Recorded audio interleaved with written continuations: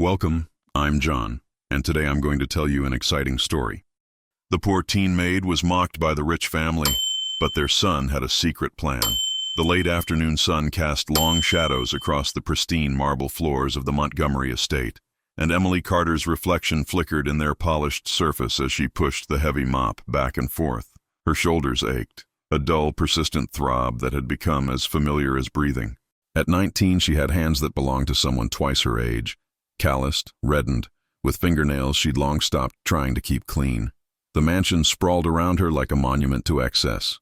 Crystal chandeliers hung from vaulted ceilings, their facets catching the light and scattering rainbows across walls adorned with oil paintings, worth more than Emily would earn in a lifetime.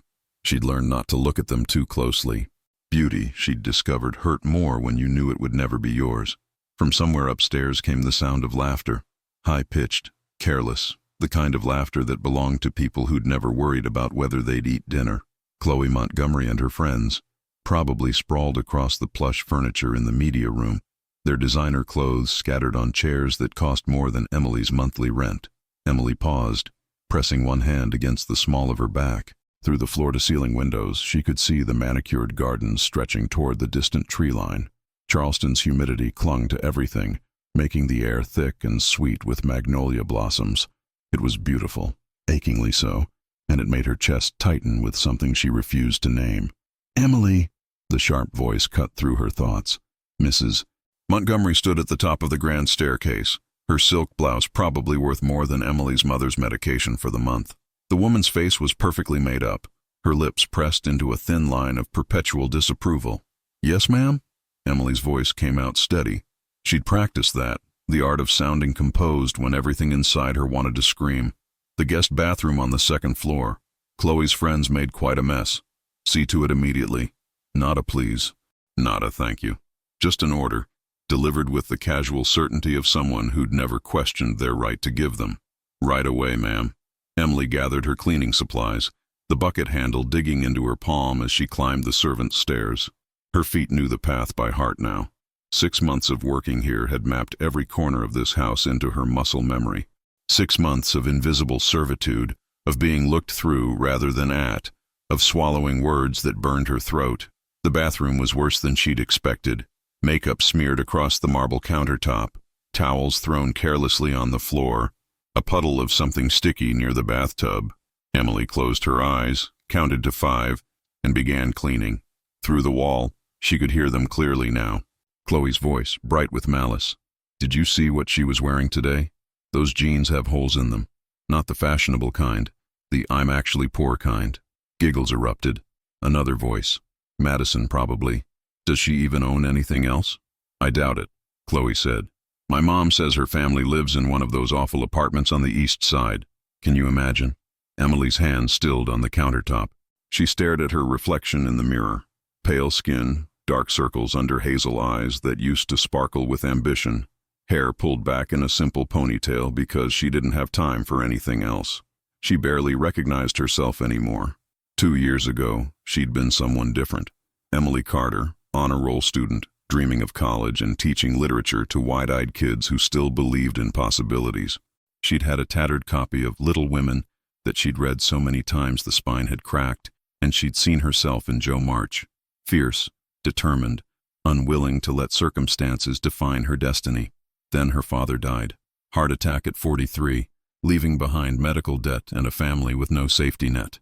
Her mother's depression had swallowed her whole, leaving her bedridden most days. And Jake, her 9-year-old brother, with his gap-toothed smile and endless questions about when things would get better, he needed her. So Emily had made the choice. She'd left school, taken the first job she could find, and walked into this mansion with her head held high and her dreams carefully locked away where they couldn't hurt her. The laughter from the next room had faded now, replaced by music, something pop and mindless. Emily finished cleaning, her movements mechanical, efficient. She'd become good at this, at making herself small, at surviving. But as she gathered her supplies and headed back downstairs, she didn't notice the figure standing in the shadowed doorway of the library. Ethan Montgomery leaned against the frame, his textbook forgotten in his hands, watching her descend the stairs with an expression that mixed guilt, curiosity, and something deeper he couldn't quite name. He'd heard his sister's cruel words. He'd seen the way Emily's shoulders had straightened, the way she'd refused to let them break her. And for the first time in his 19 years of privileged existence, Ethan Montgomery felt ashamed of his family. The Montgomery Estate's kitchen was Emily's sanctuary, though she'd never admit it aloud. At 6 in the morning, before the family stirred from their silk sheets and temperature-controlled bedrooms, she had this space to herself. The industrial-sized refrigerator hummed softly, and the coffee maker gurgled as it brewed the expensive blend Mrs. Montgomery insisted upon, imported from some small village in Colombia, where, Emily imagined, the farmers probably earned less than she did. She stood at the window overlooking the garden, her hands wrapped around a chipped mug she'd brought from home. The Montgomerys' coffee was wasted on her. She couldn't taste the difference between their $40-a-pound beans and the store brand her mother bought with coupons, but the warmth felt good against her palms, and these stolen moments of quiet were worth more than gold. The back door opened, letting in a rush of humid morning air. Emily turned, expecting to see Marcus, the elderly groundskeeper who sometimes joined her for these early mornings. Instead, Ethan Montgomery stepped inside, dressed in running clothes, his dark hair damp with sweat. They'd never been alone before. Not really. Emily had seen him around the house, of course. Impossible not to notice him with his easy confidence and the way he moved through the world like he belonged everywhere he went. But their interactions had been limited to polite nods. The occasional, "excuse me," when she cleaned around him.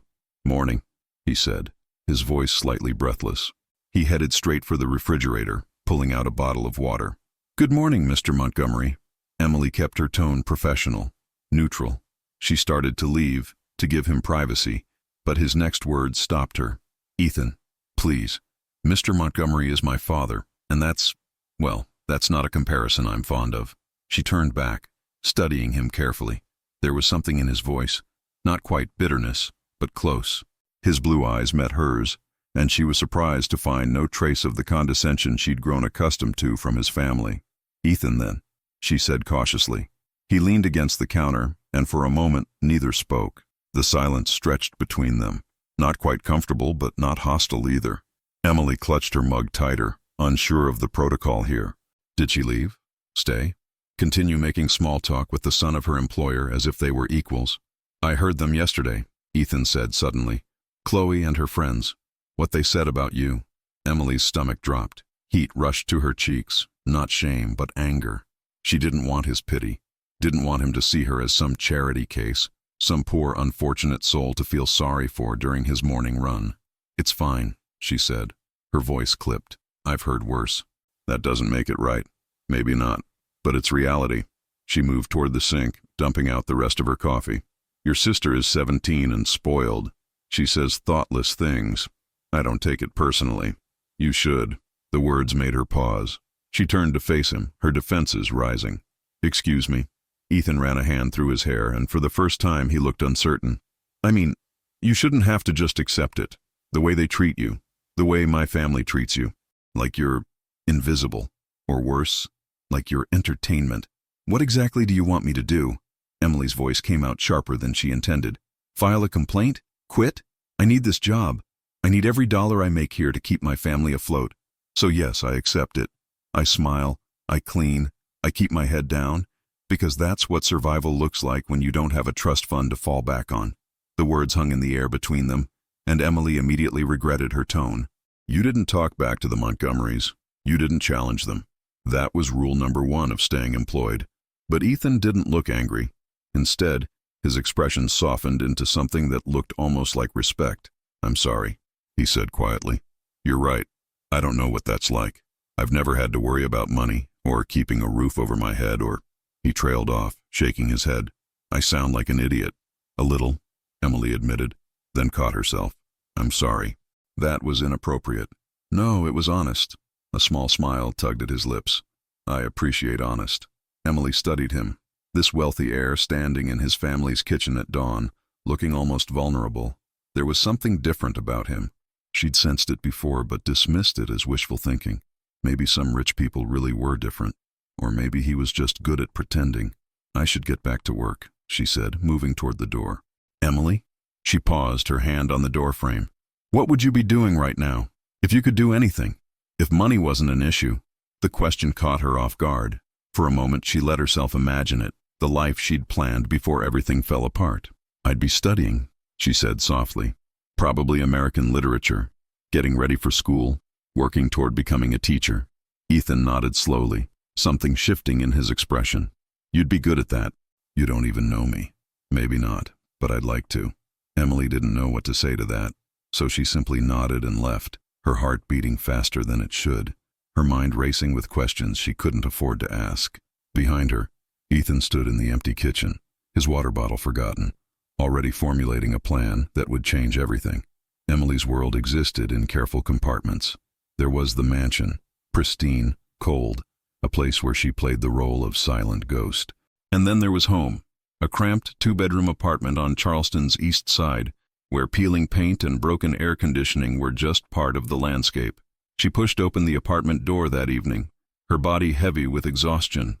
The familiar smell hit her immediately, a mixture of medication, microwave dinners, and the lavender air freshener she bought in bulk because it was the cheapest way to make the place smell less like defeat. "Emmy!" Jake launched himself from the couch, his small body colliding with hers. At 9 years old, he was all sharp elbows and boundless energy, his brown hair sticking up in directions that defied gravity. "Hey, monster!" Emily wrapped her arms around him, letting his warmth seep into her bones. This made it worth it. "How was school?" "Mrs. Patterson says I'm the best reader in the whole 3rd grade. His gap-toothed grin was infectious. "And look," he thrust a paper at her, covered in gold stars. "I got 100 on my spelling test." "That's amazing, Jake. I'm so proud of you." Emily studied the paper, her chest tightening. Jake was smart, brilliant even. He deserved so much more than this apartment, more than hand-me-down clothes and generic cereal. He deserved the kind of future she'd once dreamed of for herself. "Is Mom awake?" she asked, already knowing the answer from the closed bedroom door. Jake's enthusiasm dimmed slightly. She got up for lunch, but then she went back to bed. She said her head hurt. Emily nodded, forcing a smile. "That's okay. Why don't you go work on your homework while I make dinner?" As Jake settled back on the couch with his workbook, Emily moved to the kitchen, a generous term for the narrow galley with its stained linoleum and temperamental stove. She opened the refrigerator. Milk that would expire tomorrow, half a loaf of bread, some deli meat, leftover pasta. She'd get paid on Friday. 3 more days of stretching what they had. Her phone buzzed. A text from her mother's doctor's office. Reminder: Rebecca Carter's prescription refill ready for pickup. Balance due: $247.82. Emily's stomach dropped. She'd paid last month's refill late, and they'd warned her about missing payments. Her mother's antidepressants weren't optional. Without them, the darkness swallowed her whole, leaving her unable to get out of bed for weeks at a time. She did the math in her head. Her paycheck on Friday would be $380, minus $850 for rent. She was already 2 weeks late. The landlord had been patient, but his patience had limits. Minus the prescription, minus groceries, minus the electric bill that kept getting shut-off notices. The numbers didn't work. They never worked. Emily leaned against the counter, closing her eyes. For just a moment, she let herself feel the weight of it, the crushing, relentless pressure of being 19 and responsible for 3 lives, of being the only thing standing between her family and complete collapse. Then she straightened up, pushed the feeling down deep where it couldn't touch her, and started making grilled cheese sandwiches with the skill of someone who'd learned to make miracles from scraps. "Emmy?" Jake's voice drifted from the living room. "Can you help me with this math problem?" "Sure, buddy. Give me 2 minutes." She delivered the sandwiches, golden brown, cut diagonally the way Jake liked, and settled beside him on the couch. The cushions sagged beneath them, springs poking through the worn fabric. The TV was on, muted, playing some cartoon Jake had seen 100 times. "Okay, show me what you're working on." Jake pointed to a word problem about fractions. Emily walked him through it, watching his face light up when he understood. This kid was going places. She'd make sure of it, even if she had to sacrifice everything to get him there. "You're really smart, Emmy," Jake said suddenly, looking up at her with those wide, trusting eyes. "Smarter than anyone. When I grow up, I want to be just like you." The words hit her like a physical blow. She didn't want him to be like her, scraping by, dreams deferred, youth burned up in the service of simple survival. She wanted him to be better, to have choices, to live instead of just endure. "You're going to be even better than me," she said, ruffling his hair. You're going to do amazing things, Jake. I promise. Later, after Jake was asleep in the bedroom they shared, him in the twin bed, her on an air mattress on the floor, Emily sat at the tiny kitchen table with her own tattered textbook. She'd kept one, just one, from her old life, the Norton Anthology of American Literature. She opened it to a dog-eared page, Whitman's "Oh Me, Oh Life." The words blurred as tears she'd been holding back all day finally spilled over. That you are here, that life exists and identity, that the powerful play goes on and you may contribute a verse. What verse was she contributing? What kind of life was this? Her phone buzzed again. An unknown number. She almost didn't answer, but something made her pick up. Hello? Emily, this is Ethan, Montgomery. I hope it's okay that I called. I got your number from the employee files. I know that's probably weird, but I needed to talk to you. Emily's heart hammered. Is everything all right? Did I forget something at work? No, nothing like that. He paused, and she could hear him breathing. I have a proposal. Something that might help both of us. Can we meet tomorrow? Somewhere outside the house? Emily glanced around her apartment, at the life she was so carefully hiding from people like Ethan Montgomery. I don't think that's a good idea. Please, just give me 30 minutes. I think you'll want to hear what I have to say. Against every instinct screaming at her to maintain the distance between their worlds, Emily found herself agreeing. She had no idea she'd just taken the first step toward changing everything. The coffee shop was neutral territory, a small place on King Street, far enough from the Montgomery estate and Emily's neighborhood that it belonged to neither of them. Emily arrived 10 minutes early, a habit born from years of never wanting to give anyone a reason to complain. She ordered water instead of coffee, preserving the $5 in her wallet, and chose a table in the back corner where she could watch the door. When Ethan walked in, he looked different. Maybe it was seeing him outside the context of his family's mansion, or maybe it was the uncertainty in his eyes as he scanned the room. He spotted her and smiled, a genuine smile that didn't quite mask his nervousness. Thanks for coming, he said, sliding into the seat across from her. Can I get you something? Coffee? A pastry? I'm fine with water. Emily, I'm fine, she repeated, more firmly this time. She didn't need his charity, didn't want to owe him anything beyond the professional relationship they already had. Ethan nodded, seeming to understand. He bought himself a black coffee and returned, wrapping his hands around the cup in a gesture that mirrored her own from days ago in the kitchen. For a moment, neither spoke. Outside, Charleston moved at its lazy afternoon pace, tourists snapping photos of Rainbow Row, locals navigating the cobblestone streets with practiced ease. I've been thinking about what you said, Ethan began. About survival, about not having choices. He met her eyes. I want to give you a choice. Emily's guard went up immediately. What kind of choice? The kind that lets you have the life you should have had. Before. He gestured vaguely, and Emily knew he meant before her father died, before her world collapsed. I don't understand. Ethan leaned forward, his voice dropping even though the nearest customers were several tables away. I've been doing research. There are programs, tutoring services, GED preparation courses, scholarship foundations. I want to help you get your education back, to become the teacher you were meant to be. Emily stared at him, waiting for the punchline, the catch, the moment this would reveal itself as some elaborate joke. But Ethan's expression remained earnest, almost pleading. Why? The word came out sharper than she intended. Why would you do that? Because it's right. Because you deserve better than what my family gives you. Because... He stopped, seeming to struggle with the words. I've spent my whole life watching my parents look down on people. My father built his fortune on real estate, buying up properties in poor neighborhoods, raising rents until families couldn't afford to stay. My mother volunteers at charity galas where she spends more on her dress than she donates. And Chloe? He shook his head. Chloe is becoming just like them. That still doesn't explain why you'd help me. One maid in one house. I'm not going to absolve you of your family's sins, Ethan. I know that. His jaw tightened. This isn't about absolution. It's about doing one thing right in a life full of privilege I didn't earn and don't deserve. You work harder in a day than I've worked in my entire life. You're brilliant. I've seen the book you read in the garden when you think no one's watching. Little Women. I read it in school. You're Joe March, aren't you? Fierce and determined and trapped by circumstances. Emily felt exposed, seen in a way that made her uncomfortable. You don't know anything about me. Then let me learn, not as your employer's son, but as a friend, someone who wants to help. Friends don't come from different tax brackets, Emily said bitterly, and help always has strings attached. What if it didn't? What if I could arrange everything anonymously? Tutoring under a different name, scholarship applications through a nonprofit I know, medical bill assistance through a charity fund?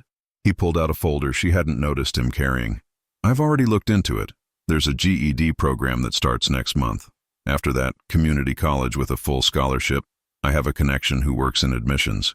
You could be teaching in 3 years, Emily. 3 years. Emily's hands trembled.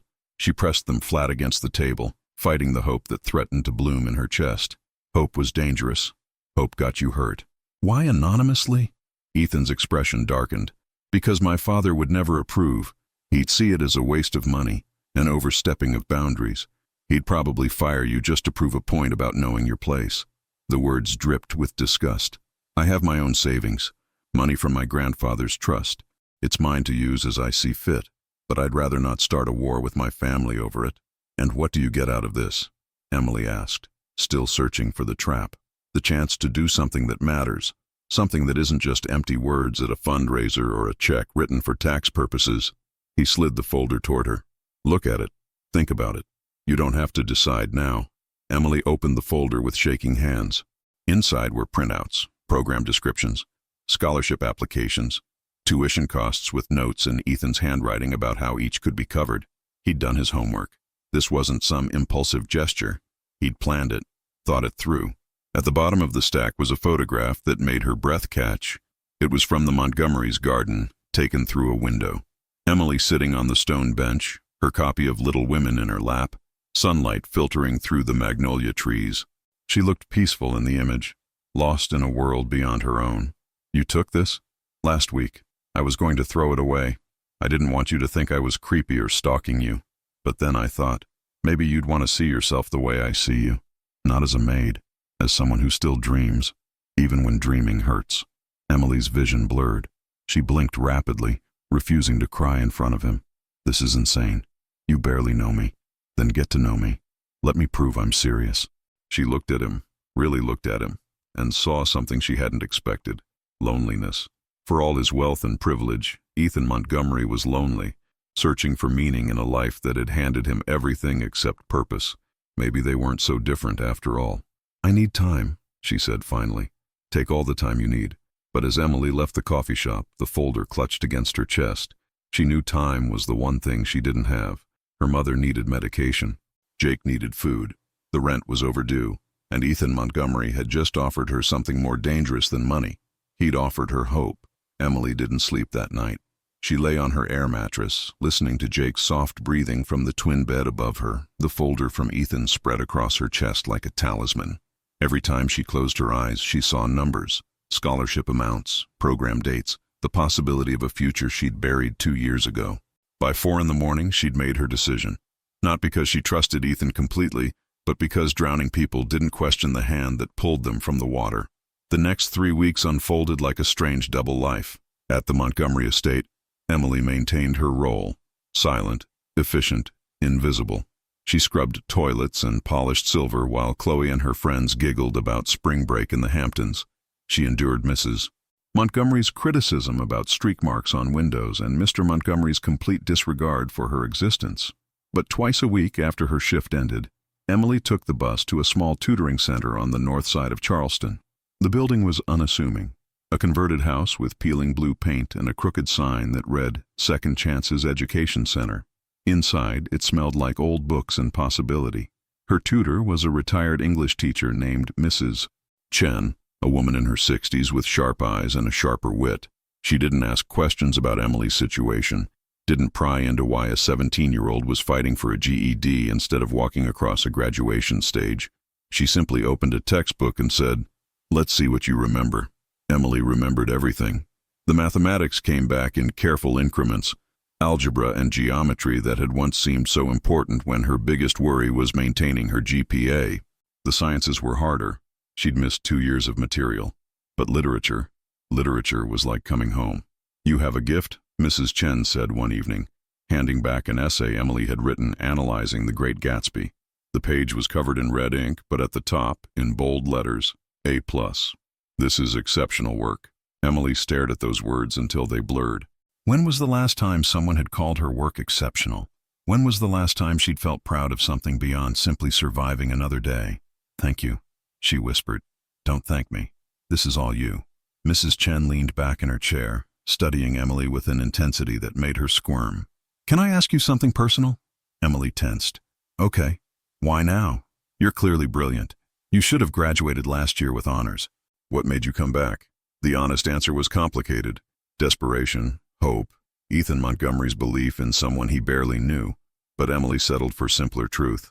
"Someone reminded me that I'm more than my circumstances." Mrs. Chen nodded slowly. "Good. Don't forget that. The world will try to convince you otherwise every single day." Meanwhile, Ethan kept his distance at the mansion, maintaining the careful pretense that nothing had changed between them. But Emily felt his eyes on her sometimes, watching from doorways, observing her interactions with his family. Once, when Chloe had deliberately knocked over a vase of flowers Emily had just arranged, forcing her to clean up the mess while her friends laughed, Emily had caught Ethan's reflection in a mirror. His jaw was clenched so tight she thought it might shatter. The only times they spoke were brief, coded exchanges. He'd leave notes in the garden, tucked into her copy of Little Women that she still read during lunch breaks. Simple messages: "How's the tutoring going?" Or "Mrs. Chen says you're acing everything," or "Keep going. You're amazing." Emily never wrote back, but she kept every note, folded carefully in her pocket like prayers. At home, things were shifting too. Her mother had good days now. Days when she'd get out of bed, make breakfast for Jake, even smile. The new medication Emily had been able to afford, thanks to an anonymous charitable donation that had arrived just in time, was working. It didn't fix everything. Depression didn't work that way, but it gave her mother moments of light in the darkness. "You seem different, Emmy," her mother said one evening. They were doing dishes together, a small miracle in itself, lighter somehow.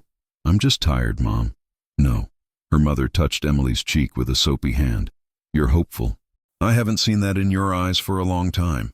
Emily didn't know how to respond to that. Hope still felt dangerous, like a flame she was cupping in her palms, terrified the slightest breeze would extinguish it. The following week, Mrs. Chen pulled Emily aside after class. "I'm submitting your application for the early scholarship program at Charleston College.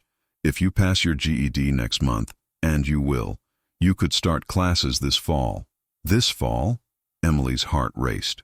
"That's only 4 months away." "I know." "Scared?" "Terrified, exhilarated, confused." "Yes." "Good. Fear means you care. Fear means it matters."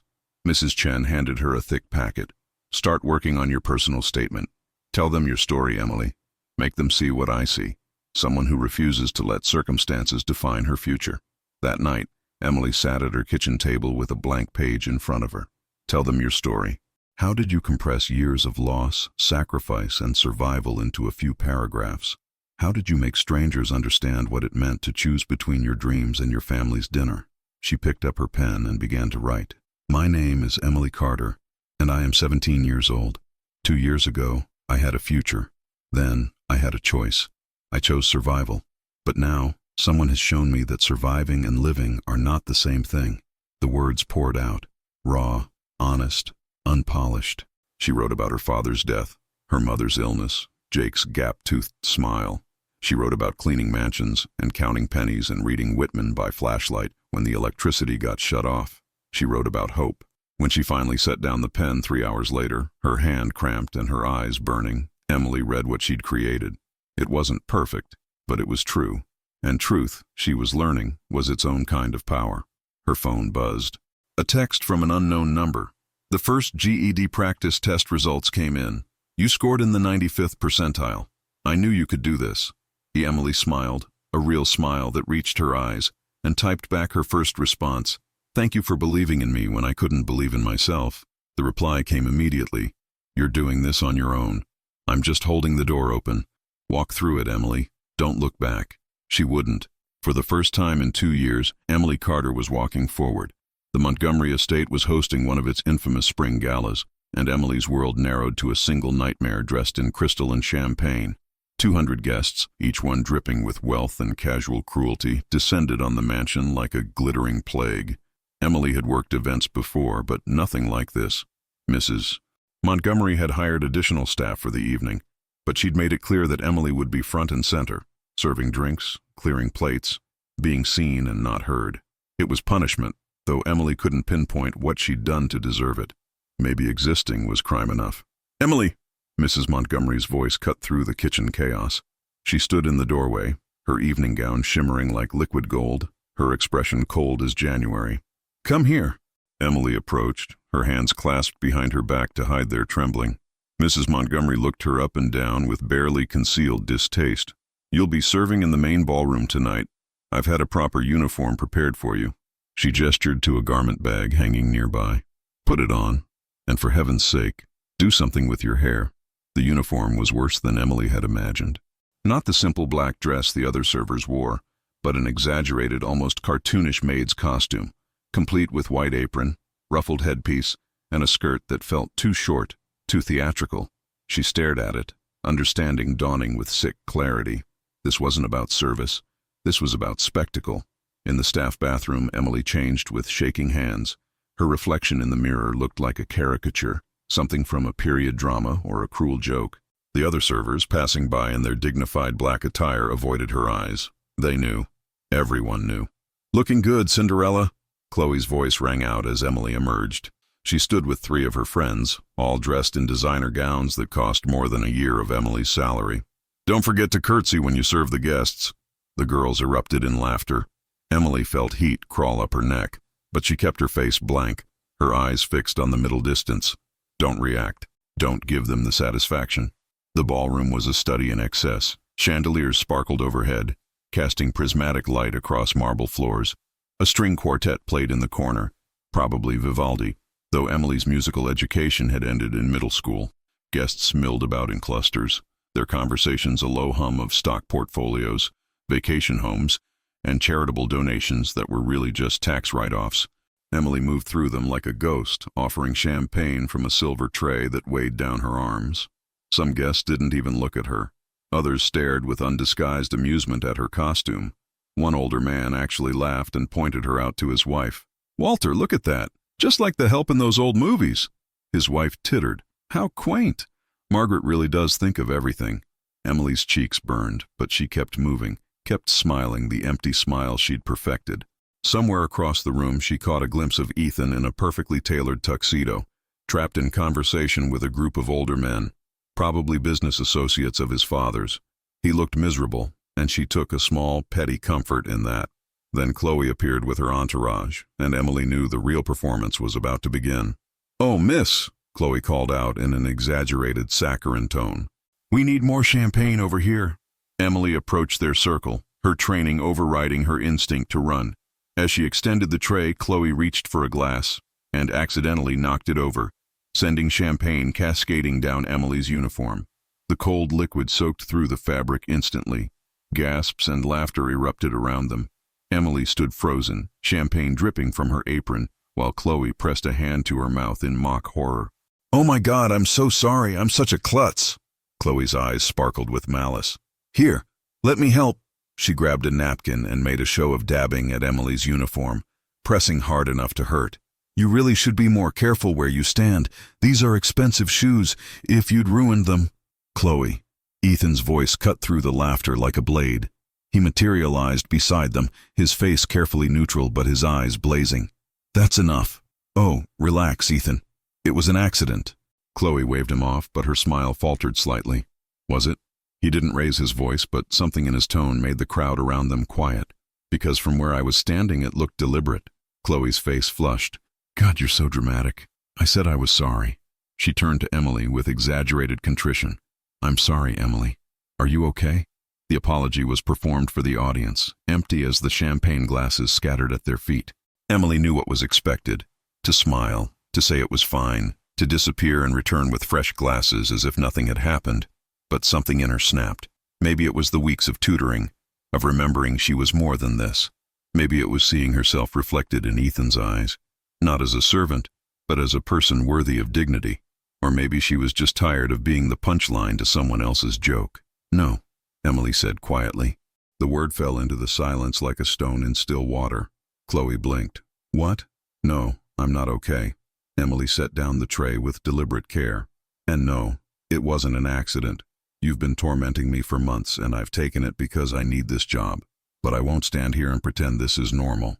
That any of this," she gestured to her ridiculous costume, to the laughing guests, to the whole grotesque display, "is acceptable." Mrs. Montgomery appeared from nowhere, her face a mask of fury. "Emily, you're making a scene. Go to the kitchen, now." "I'm making a scene?" Emily's voice rose slightly, powered by months of swallowed words. "Your daughter has been humiliating me all evening. And I'm the problem?" "You're the help," Mrs. Montgomery hissed. "You don't get to have opinions about how you're treated. You should be grateful we employ you at all." The words hung in the air, and Emily saw several guests shift uncomfortably. Even among the wealthy, there were apparently limits to acceptable cruelty when spoken aloud. "Then I quit," Emily said. The words felt like jumping off a cliff, terrifying and liberating all at once. "Find someone else to mock. I'm done." She turned and walked toward the exit, her head held high despite the champagne-soaked uniform and the whispers erupting behind her. Her heart hammered against her ribs. What had she done? How would she pay for her mother's medication? What about rent? But she couldn't turn back.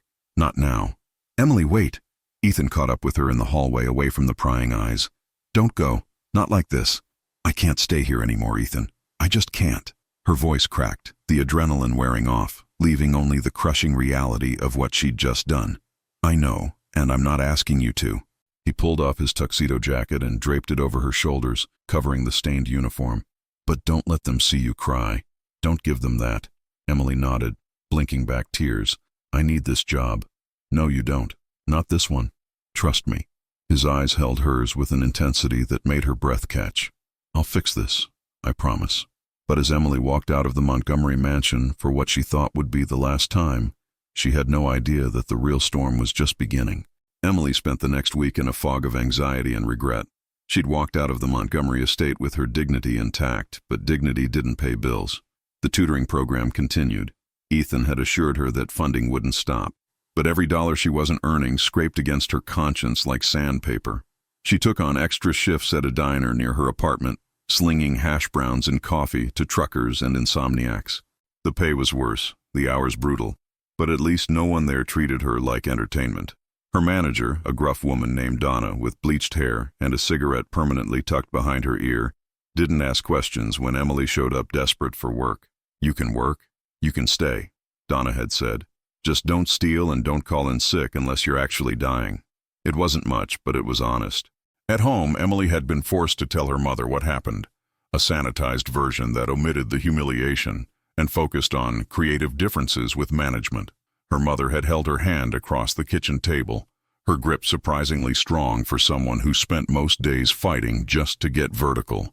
"You did the right thing, baby," she'd whispered. "Don't ever let anyone make you feel small." But Jake had been harder to face. He'd looked up from his homework with those trusting eyes and asked, "Does this mean we have to move again?" The question had shattered something in Emily's chest. Jake didn't remember much from before their father died, but he remembered instability, apartments that became unaffordable, schools that changed every year, the constant uncertainty of their lives. "No, monster. We're staying right here. I promise." She hoped it wasn't a lie. On Thursday afternoon, Emily's phone rang with an unknown number. She almost didn't answer. Bill collectors had a way of finding you, but something made her pick up. "Emily? It's Ethan." Her stomach tightened. She hadn't spoken to him since the gala, though he'd sent several texts she'd been too overwhelmed to answer properly. "Hey," she said, wedging the phone between her shoulder and ear while she folded laundry. "Look, if this is about the tutoring money, I'll pay you back. It might take a while, but I will—" "Stop. That's not why I'm calling." He sounded tired, strained. "Can we meet? Same coffee shop?" "Ethan, I don't think—" "Please, it's important. It's about everything." 20 minutes later, Emily slid into the same corner booth where this whole strange arrangement had begun. Ethan was already there, and he looked different, older somehow, with dark circles under his eyes and a tightness around his mouth that spoke of sleepless nights. "You look terrible," Emily said before she could stop herself. A ghost of a smile crossed his face. "Thanks. You look exhausted. I've been working double shifts at Rosie's Diner on Highway 17. Turns out slinging eggs pays about half what cleaning mansions does." She didn't mean it as an accusation, but it came out that way.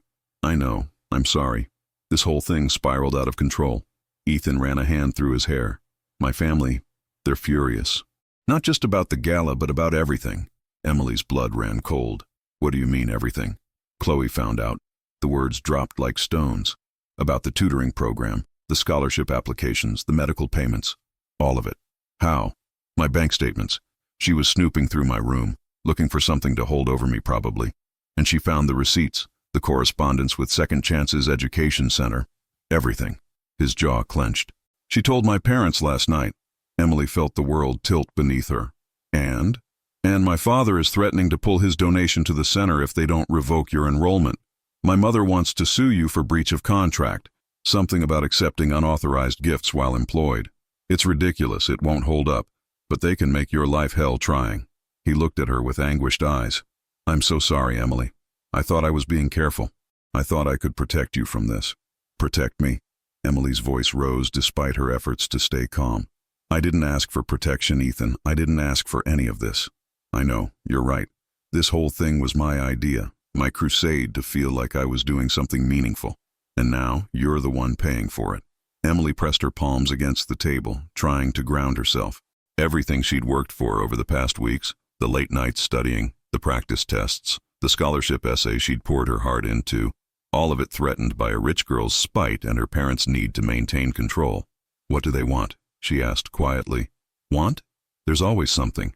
People like your family don't just destroy others for fun. There's leverage involved. What do they want from me? Ethan looked away, and Emily knew it was bad. They want you to sign a non-disclosure agreement. No talking about your time working for our family. No mentioning the inappropriate relationship between us. Their words, not mine. In exchange, they'll drop the lawsuit threats and leave the tutoring center alone. And if I don't sign, they'll drag you through legal hell. They'll make sure every potential employer in Charleston knows you're unstable and ungrateful. They'll ensure your scholarship applications get flagged. His voice cracked. My father has that kind of reach, Emily. He ruins people before breakfast and doesn't lose sleep over it. Emily laughed, a bitter, hollow sound.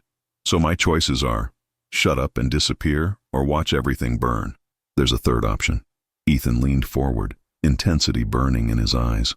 We fight back, not with lawyers or money. We don't have their resources, but with truth, with exposure. My family's power comes from their reputation, from the carefully crafted image of respectability. What if we took that away? How? The gala. At least 30 people witnessed what happened to you. Some of them were uncomfortable. I saw it in their faces. And I have recordings. Emily's eyes widened. What kind of recordings? Security footage from the house. Audio from my phone. I've been documenting my family's behavior for months. Originally just for my own sanity. But it's evidence, Emily. Evidence of how they treat people. Of Chloe's cruelty. Of my mother's deliberate humiliation tactics. You want to expose your own family? I want to do the right thing. Finally. His voice was steady, certain. But I won't do it without your permission. This is your story. Your pain. You get to decide how it's used. Emily stared at him, this privileged heir willing to burn down his own house to build something better. It was insane. It was dangerous. It could destroy both of them. But the alternative was silence, swallowing her truth to satisfy people who saw her as less than human. She thought of Jake, asking if they'd have to move again. Of her mother, finally finding light in the darkness. Of Mrs. Chen, telling her she had a gift. Of the copy of Little Women on her nightstand. And Joe March refusing to let the world tell her who she should be. Okay, Emily said. Let's fight back. Ethan's face flooded with relief and something else. Respect, maybe. Or recognition. Two people from different worlds, united by the understanding that some things were worth risking everything for. There's something else, Emily added. If we're doing this, we do it publicly. At the charity dinner next week, the one your father's company is hosting. Maximum visibility, maximum impact. That's bold. Your family has spent months making me feel small. It's time they learned I'm not. For the first time in days, Emily felt something other than fear. She felt powerful. The week leading up to the Montgomery Foundation's annual charity dinner passed in a blur of preparation and mounting dread. Emily and Ethan met in secret, coffee shops across town, a quiet corner of the public library, once in the early morning at Waterfront Park where joggers and tourists provided cover. They weren't planning a scandal. They were planning the truth. Ethan brought everything he'd collected, security footage showing Chloe deliberately orchestrating cruel pranks, Audio recordings of his mother instructing staff to give Emily the most demeaning tasks. Financial documents proving the charitable foundation his father ran was more tax shelter than genuine philanthropy. The evidence was damning, but it was also deeply personal. A son betraying his family's secrets. "Are you sure about this?"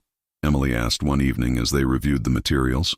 They sat in his car parked near the Battery, the historic mansions around them lit up like monuments to old money and older prejudices. "Once we do this, there's no going back. Your family will never forgive you." Ethan stared out at the darkening harbor, his profile silhouetted against the fading light. "They stopped being my family the moment I realized what they really are. Power without compassion isn't strength, Emily. It's just cruelty with better PR. You could lose everything. Your trust fund, your inheritance, your name." "My name?" He turned to face her, and she was struck by the intensity in his eyes. "The Montgomery name stands for exploitation disguised as entrepreneurship, for looking down on people like you while pretending to care about community development. I'd rather lose that name than become it." Emily understood. She'd lost her own name once, Emily Carter, honor student and dreamer, and become simply the help. Sometimes shedding an identity was the only way to find yourself. "What about after?" she asked quietly. "After we expose them, after the fallout, what happens to you?" "I've been accepted to volunteer with a nonprofit in Atlanta. They work with underprivileged youth, helping them access education. I applied months ago, before any of this started. I was too afraid to tell my father. He wanted me to join his real estate company, continue the legacy." Ethan's smile was sad. "Turns out fear makes cowards of us all, but not anymore. Atlanta's far." "Yeah." Something flickered in his expression. Regret, maybe, or longing. "But Charleston will always be home. And some friendships, some connections transcend distance." The words hung between them, weighted with meaning neither was quite ready to articulate. Over the past weeks, their relationship had evolved beyond patron and recipient, beyond wealthy heir and struggling maid. They'd become something else. Two people who saw each other clearly, without the distortions of class or circumstance. "I got my GED results," Emily said, changing the subject before emotions she couldn't afford to explore bubbled to the surface. "And?" "I passed. Top 5% in the state." Ethan's face broke into a genuine smile, the first she'd seen in days. "Emily, that's incredible. When do you find out about the scholarship?" "Next month, Mrs. Chen says my application is strong, especially with my essay." She paused. "I wrote about you. Not by name, but about someone who reminded me that circumstances don't define worth. That help, when given with respect rather than pity, can change everything. I didn't do anything. This was all you. You held the door open. I walked through it. Both things mattered." The charity dinner was scheduled for Saturday evening at the Guy Yard Center, one of Charleston's premier venues. 600 guests, including city officials, business leaders, and every socialite within a 50-mile radius. The Montgomery family would be front and center, accepting accolades for their generous contributions to community welfare. Emily had secured an invitation through Mrs. Chen, who sat on the board of the literacy nonprofit being honored that evening. She would attend as a scholarship recipient, one of several young people invited to speak about how education programs had impacted their lives. No one would suspect her prepared remarks would deviate from the script. "I'm scared," Emily admitted the night before the event. They sat in Ethan's car again, having nowhere else private to meet. Rain drummed against the windshield, cocooning them in sound. "Me too." Ethan reached across the console and took her hand. His palm was warm, steady. "But fear means it matters, right? Someone told me that once." Emily smiled despite her nerves. "Mrs. Chen is terrifyingly wise." "Listen," Ethan said, his thumb tracing circles on the back of her hand. "Whatever happens tomorrow, I want you to know something. Meeting you changed my life. Not because I got to play hero or salve my conscience, but because you showed me what real strength looks like. You've been fighting your whole life, not with anger or violence, but with dignity, with persistence, with hope, even when hope seemed stupid. Ethan, let me finish. You're going to do amazing things, Emily Carter. With or without that scholarship, with or without tomorrow's speech. You're extraordinary, and I'm honored, genuinely honored, to have known you." Emily's throat tightened. "You're not dying. You're just moving to Atlanta. I know. But after tomorrow, everything changes. We change. And I wanted to say this while we're still just us. Before the rest of the world gets involved." She squeezed his hand, unable to find words adequate to the moment. So she simply held on, Two people sitting in a car while rain washed the world clean around them, gathering courage for the battle ahead. At home that night, Emily stood in front of her closet, staring at her limited options. She didn't own anything appropriate for a gala at the Gaillard Center, but Mrs. Chen, with the mysterious resourcefulness of career educators, had delivered a dress that afternoon, simple, elegant, deep blue. "Borrowed from my daughter," she'd said with a knowing smile. "She's rooting for you." Emily tried it on now, studying her reflection. She looked different, older, stronger. Not the exhausted maid or the invisible poor girl, but someone new, someone ready to claim her own story. Jake appeared in the doorway, his eyes wide. "Emmy, you look like a princess." "Not a princess, monster. Just me." She knelt down to his level. "Just Emily, refusing to stay quiet anymore. Are you going to do something brave tomorrow?" "Yeah, really brave, or really stupid. Maybe both." "You're always brave," Jake said with the absolute certainty of 9-year-old logic. Then he hugged her tight, and Emily held him close, drawing strength from his faith in her. Tomorrow she would speak her truth to a room full of people who'd built their lives on silencing people like her. Tomorrow, everything would change. The Gaillard Center blazed with light as Emily arrived, her borrowed dress whispering against her legs, her heart hammering a rhythm that had nothing to do with the classical music drifting from the building. Mrs. Chen met her at the entrance, resplendent in emerald silk, her expression a mixture of pride and concern. "You don't have to do this," she said quietly, taking Emily's hand. "I meant what I said about your gift. You have options now. You could walk away. Let this go. Focus on your future." "This is my future," Emily replied. "The one where I don't carry silence like a stone in my chest." Mrs. Chen nodded, understanding in her eyes. "Then make them listen." The venue was spectacular. Soaring ceilings, elegant chandeliers, walls of windows overlooking Marion Square. 600 guests filled the space, champagne glasses catching the light like captured stars. Emily spotted the Montgomerys immediately. Mr. Montgomery in an expensive tuxedo commanding a circle of businessmen with practiced charisma. Mrs. Montgomery dripping in diamonds, holding court among Charleston's social elite. And Chloe, stunning in a designer gown, laughing with friends who probably had no idea they were complicit in casual cruelty. Ethan stood apart from his family, nursing a drink he wasn't touching, his eyes scanning the crowd. When he found Emily, something passed between them, a recognition, a readiness. The program began with dinner, speeches from non-profit directors, and the obligatory thank yous to donors. Emily sat at a table with other scholarship recipients, barely tasting the food, her prepared remarks folded in her clutch purse like a loaded weapon.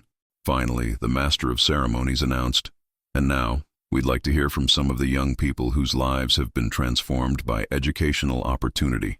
First, Emily Carter, who recently earned her GED and will be attending Charleston College this fall." Emily stood, her legs surprisingly steady. She walked to the podium, aware of hundreds of eyes turning toward her. The stage lights were bright, blinding, but she could see the Montgomerys in the third row. Mrs. Montgomery's expression was politely interested. Mr. Montgomery was checking his phone. Chloe was whispering to her neighbor. None of them recognized her yet. Emily adjusted the microphone, unfolded her paper, and began. "Good evening. My name is Emily Carter, and until 3 weeks ago I was employed as a maid in one of Charleston's most prominent households." The room shifted. Mrs. Montgomery's head snapped up, her face draining of color. Mr. Montgomery's phone disappeared. Chloe's mouth fell open. Emily continued, her voice growing stronger.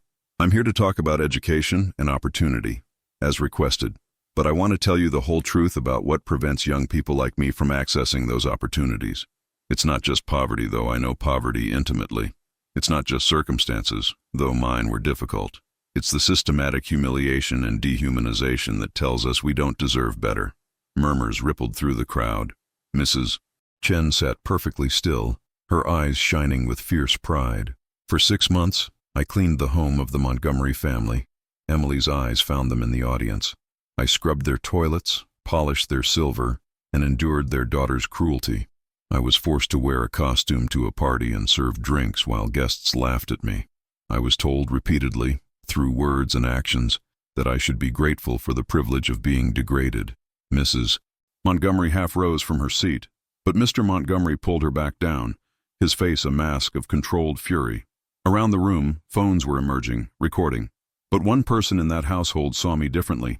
Ethan Montgomery used his own money to fund my return to education, not for recognition or tax benefits, but because he believed in dignity, in the radical idea that someone's worth isn't determined by their bank account. Emily paused, letting the words settle. His family found out and threatened to destroy everything we'd built. They offered me money to stay silent. They wanted me to sign away my truth in exchange for their approval of my scholarship. They assumed I would choose security over integrity. She looked directly at the Montgomerys now. They were wrong. This is slander. Mr. Montgomery stood, his voice booming. I'll have you. You'll have me what? Emily's voice cut through his bluster like a blade. Sued? Destroyed? I'm 19 years old with nothing to lose except the truth. And the truth is that your charitable foundation is a tax shelter, that your real estate empire was built on displacing poor families, that your daughter tormented me for sport while you taught her that cruelty was just another form of privilege. Security was moving toward the stage now, but Emily wasn't finished. I have evidence, recordings, witnesses, but more importantly, I have my story, and I won't let you bury it with threats or money or lawyers, because I'm not alone. How many other people in this room have been treated as less than human by the very families who claim to care about community development? The question hung in the air, and then something remarkable happened. A woman near the back stood up, one of the servers, still in her black uniform. She's right, she said, her voice shaking but clear. I've worked Montgomery events for 3 years. The things I've seen them do to staff. Another voice joined in, then another. Not a flood, but enough. Staff members, former employees, people who'd been silent too long because silence was the price of employment. Mrs. Montgomery was on her feet now, her composure shattered. This is completely inappropriate. We have done nothing but exploit people while pretending to help them. Ethan's voice rang out. He stood, facing his parents across the crowd. Emily's telling the truth. I have proof. And if you try to hurt her, I'll release every recording, every document, every piece of evidence showing exactly what this family really is. The room erupted. Journalists who'd come to cover a boring charity dinner suddenly had a story. Guests who'd been uncomfortable with the Montgomerys' behavior, but too polite to speak up, found their voices. And in the chaos, Emily stood at the podium, no longer invisible, no longer silent. She had done it. She had spoken her truth and survived. Security reached the stage, but Mrs. Chen was there first, wrapping an arm around Emily's shoulders. Come on, dear. You've said everything you needed to say. As Emily descended from the stage, she caught Ethan's eye across the tumultuous room. He smiled, sad but proud, and she smiled back. Some things were worth losing everything for. Truth was one of them. 3 months later, Emily stood in front of Charleston College's administration building, her backpack heavy with new textbooks, her heart lighter than it had been in years. The summer had passed in a whirlwind of consequences and unexpected victories. The charity dinner had gone viral. Within hours, video clips of Emily's speech had spread across social media, picked up by local news, then national outlets. The story had everything: wealth, exploitation, a brave teenager speaking truth to power. The Montgomerys had tried damage control, press releases about misunderstandings and isolated incidents, but the recordings Ethan released told a different story. Mr. Montgomery's real estate company faced investigations. Several nonprofits quietly returned his donations. Mrs. Montgomery resigned from 3 charity boards. And Chloe, surprisingly, had disappeared from public view entirely, enrolled in a boarding school in New England, according to rumors. Emily didn't take pleasure in their downfall. Revenge, she'd discovered, tasted more like ash than victory. But accountability, that felt like justice. The scholarship had come through, fully funded by a coalition of organizations who'd reached out after her speech. She'd also received job offers from 3 different nonprofits, opportunities to speak at conferences, and more interview requests than she could count. Mrs. Chen had helped her navigate it all, teaching her that telling your story once was brave, but protecting your story afterward was wisdom. Emily. She turned to find Jake running toward her across the quad, his backpack bouncing. Her mother followed at a slower pace, walking with more confidence than Emily had seen in years. The new medication and therapy were working, giving her mother incremental victories that added up to a life worth living. Emmy, this place is huge. Can I see your dorm room? Do you have a roommate? Is there really a library with 5 floors? Emily laughed, catching him in a hug. Yes, and yes. Want a tour? Her mother reached them, slightly breathless but smiling. Let her breathe, Jake. She just got here herself. It's okay, Mom. I want to show you everything. Emily linked arms with her mother, feeling the tremor in her hands, the fragility that still lingered, but also the strength, the woman who'd held their family together even when the darkness tried to swallow her whole. They walked the campus together, Emily pointing out the library where she'd spend countless hours, the education building where she'd take her first teaching courses, the student center where she'd already signed up for a literacy tutoring program. This was her world now, earned through fire and resilience. Her phone buzzed. A text from Ethan. "How's the first day?" She smiled and typed back. "Overwhelming." "Perfect. How's Atlanta?" "Same. Making a difference one kid at a time. Reminds me of someone I know." They'd stayed in touch. These unlikely friends bound by the moment they'd chosen courage over comfort. Ethan was thriving in his work, finally using his privilege to open doors instead of closing them. They talked weekly, shared victories and setbacks, reminded each other that growth was a process, not a destination. "I'm proud of you," she texted. "Right back at you, Emily Carter. Go change the world." After her family left, Emily sat on a bench outside her dorm, watching students stream past. So many stories, so many struggles hidden behind backpacks and bright smiles. She pulled out the tattered copy of Little Women that had survived everything, opening to the passage she'd marked in pencil years ago. "I am not afraid of storms, for I am learning how to sail my ship." Joe March had been right. Life was a storm, relentless and often cruel, but you could learn to navigate it. You could learn to sail. Emily Carter. She looked up to find a young woman standing before her, maybe 19 or 20, holding a tablet. "I'm Sarah Chen, Mrs. Chen's daughter. My mom asked me to find you. She's teaching a class here this semester and wanted to know if you'd be interested in being her teaching assistant." Emily's eyes widened. "Mrs. Chen is teaching here? Introduction to American Literature. She said something about you being the best student she'd ever had, and that talent like yours shouldn't be wasted." Sarah smiled.